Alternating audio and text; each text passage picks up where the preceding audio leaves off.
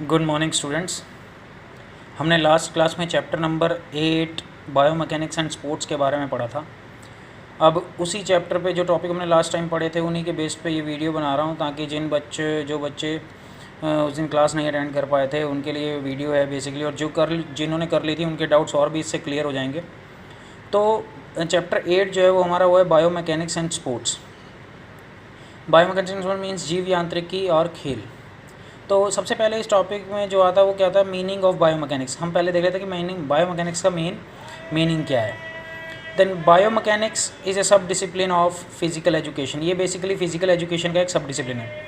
The term biomechanics is a combination of two word, that is bio and mechanics. ये basically दो words का combination है। Here bio is the Greek word that refers to life और living things.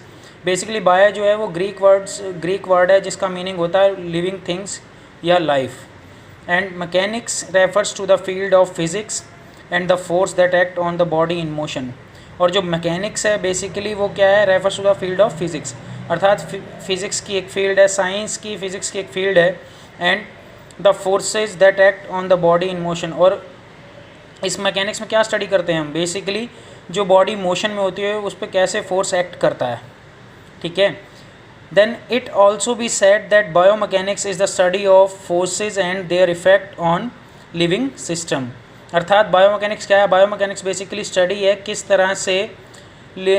तरह से forces effect डालते हैं living things पे, किस तरह से हम कोई काम करते हैं तो किस तरह से मूवमेंट होती है, किस तरह से फोर्स अप्लाई होता है, किस तरह से वो वर्क करता है। ये सब जो इस सब की जो स्टडी है उनका वो है बायोमैकेनिक्स, ठीक है। Then importance of biomechanics in sports. Next topic जो आ रहा है वो आ रहा है बायोमैकेनिक्स की इंपॉर्टेंस क्या है स्पोर्ट्स में। Then assist in improving techniques. Basically ये क्या करता है, हमारी जितनी भी टेक्निक्स हैं किस टेक्निक को कैसे करना है, कितना अच्छे से की जा सकती है, कितना अच्छे से उसको एग्जीक्यूट किया जा सकता है, उस टेक्निक को स्पोर्ट्स को सुधारने के लिए बेसिकली इसका बायोमैकेनिक्स की नॉलेज होना बहुत ज़रूरी है। Then helps in improving equipments. Basically कौन सा इक्विपमेंट कैसा बनना चाहिए, अच्छी क्वालिटी का बनना चाहिए। अगर हम हेलमेट यूज़ कर रहे हैं तो हेलमेट अच्छी क्वालिटी का हो, शूज़ यूज़ कर रहे हैं क्रिकेट के तो शूज़ कैसे होने चाहिए, फ्रिक्शनल फोर्स पे वर्क करने चाहिए।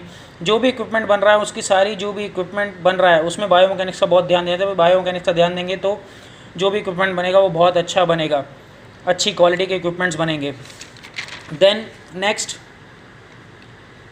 Facilitate performance in sports. Basically अगर हमें अच्छी टेक्निक सीख रहे हैं बायोमैकेनिक्स के थ्रू, तो जब हम अच्छी ट्रेनिंग में जब हम अच्छी टेक्निक सीख रहे हैं तो कहीं ना कहीं जब हम उसको एग्जीक्यूट करेंगे तो उसका रिजल्ट भी अच्छा आएगा, तो कहीं ना कहीं जो परफॉर्मेंस है एथलीट की वो भी बढ़ेगी, अच्छी होगी।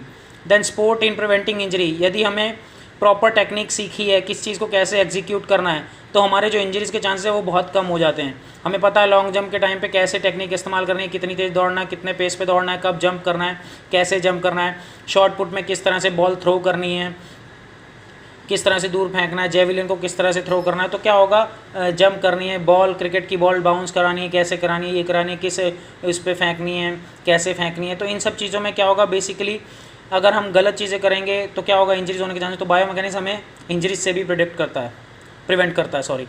Then helps in promoting safety. Basically अगर हमें अच्छी टेक्निक्स पता होंगी, हमारा परफॉर्मेंस अच्छा होगा तो कहीं ना कहीं इंजरीज के चांसेस कम होंगे, तो हमारी सेफ्टी बढ़ेगी। अच्छे हेलमेट्स यूज़ करेंगे जो बायोमैकेनिक्स के थ्रू बने हुए हैं, शूज़ अच्छे यूज़ करेंगे तो कहीं ना कहीं हमारी पर्सनल सेफ्टी भी है, हमें सेफ्टी रहेगी, हम चीज़ों को सेफली कर सकेंगे। Then works in the improvement of training. जब हम अच्छी टेक्निक सीखेंगे, हमारा परफॉर्मेंस अच्छा होगा तो कहीं ना कहीं ये हमारी ट्रेनिंग में बहुत ज़्यादा इम्प्रूवमेंट करेगा। Then facilitate in understanding of human body. Basically ये ह्यूमन बॉडी को अंडरस्टैंडिंग को फैसिलिटेट, किस तरह से हमारी बोन्स वर्क करती हैं, किस तरह से हमारी बॉडी के अंदर एज ए लीवर हमारी बोन्स वर्क करती हैं, किस तरह से हमारी बोन की पूरी मूवमेंट होती है किसी भी एक्शन को परफॉर्म करते समय, कितना कौन सा फोर्स कैसे लगना है, कितनी वेलोसिटी से फेंकना है, कितना एक्सलरेशन से फेंकना है, ठीक है, कितना कौन सा फोर्स उसमें यूज़ होगा, क्या फोर्स है क्या नहीं। तो ये सब चीज़ें जब हम पढ़ते हैं तो वो बायोमैकेनिक्स में आती हैं। Then assist in improving teaching and learning process. Basically biomechanics teaching के प्रोसेस में भी हेल्प करता है और लर्निंग के प्रोसेस में भी हेल्प करता है। टीचिंग के प्रोसेस में कैसे हेल्प करता है, अगर एक टीचर अच्छा बायोमैकेनिक्स सीखा होगा तो वो अच्छे से आगे सिखा पाएगा। और जो लर्निंग है, जो स्टूडेंट सीख रहा है वो क्या करेगा, जब वो टीचर से उस चीज़ को सीखेगा तो कहीं ना कहीं वो उस चीज़ को एक्वायर करेगा और वो भी अच्छे से उस चीज़ को परफॉर्म करेगा। तो इंटरेस्टेड हो जाता है। जब हम टेक्निकली चीज़ें समझाते हैं तो बच्चे को टेक्निकली चीज़ें समझने में मज़ा आता है, तो लर्निंग और टीचिंग दोनों का जो एस्पेक्ट है वो बहुत अच्छा हो जाता है। देन हमने लास्ट क्लास में जो बात की थी वो की टाइप्स ऑफ मूवमेंट के बारे में। तो मेन टाइप्स ऑफ मूवमेंट हमें 4 पढ़नी है इस चैप्टर में। Types of movement flexion, extension, abduction और एडक्शन, ये 4 मूवमेंट हमें पढ़नी है जिसके बेस पे हमारा एग्जाम में क्वेश्चन आते हैं, ठीक है। देन सबसे पहले जो मूवमेंट आ रही है वो फ्लेक्शन आ रही है। It is a movement in which joint on which the movement occur there will be decrease in the angle between the bone of that joint. Basically flexion क्या होता है, किसी भी बोन्स के बीच में जब एंगल डिक्रीज होता है वो होता है हमारा फ्लेक्शन मूवमेंट, ठीक है। किसी भी जैसे हम अपना हैंड स्ट्रेट करते हैं, उसके बाद जब हम उसको बेंड करते हैं, जब हम बाइसेप कर्ल कर ले होते हैं, जब हम बाइसेप्स करते हैं या बेंडिंग करते हैं एल्बो की, तो एल्बो के पॉइंट से जब हम हमारी लोअर आर्म और अपर आर्म जब ऊपर की तरफ, जब हम अपनी लोअर आर्म को अपर आर्म की तरफ बढ़ते हैं तो उसके बीच का जो एंगल होता है वो डिक्रीज़ हो जाता है। तो बेसिकली ये क्या हुआ, फ्लेक्शन का एंगल। देन नेक्स्ट जो मूवमेंट आ रही है इसमें देखो, bending of elbow and bending of नी, ये सब क्या है हमारे फ्लेक्शन के एग्जाम्पल। देन हमारा दूसरा पोजीशन है extension, in which the angle between the bones of that joint on which movement occurs will increase.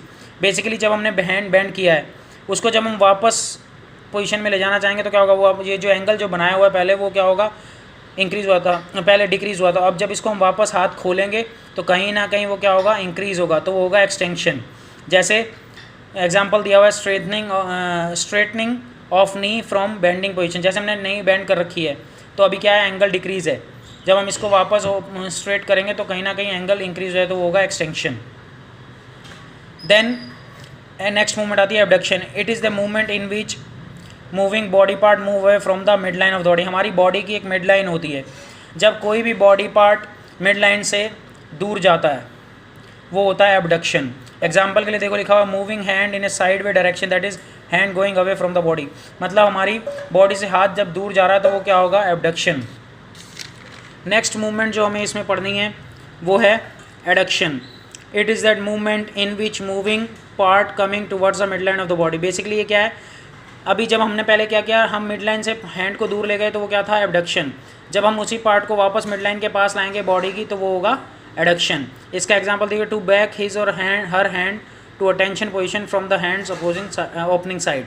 Means हम अगर एक एग्जांपल ले लें कि जैसे हमने एक एग्जांपल ले लिया कि हम असेंबली जब हम लेते हैं तो असेंबली में क्या करते हैं, स्टैंडर्डीज अटेंशन करते हैं। तो स्टैंडर्डीज के टाइम पे हम क्या करते हैं, हमारी जो लेग होती है वो उठ के मिड लाइन से, बॉडी की मिड लाइन से दूर चली जाती है। जब हम अटेंशन करते हैं तो वही लेग हमारी वापस आ जाती है, तो यही एबडक्शन और एडक्शन होता है। बेसिकली ये टॉपिक्स थे, यही वीडियो है इसके लिए। और बाकी जो मूवमेंट्स हैं उनका मैं एक PDF भेज रहा हूँ जिससे आपको मूवमेंट्स अच्छे से समझ में आ जाएंगे, जिनमें उनकी फिगर्स बनी हुई हैं। आपको मेन जो मूवमेंट इसमें पढ़नी है इस चैप्टर में वो यही 4 मूवमेंट पढ़नी है जिसके बेस पे आपको एग्ज़ाम आता है।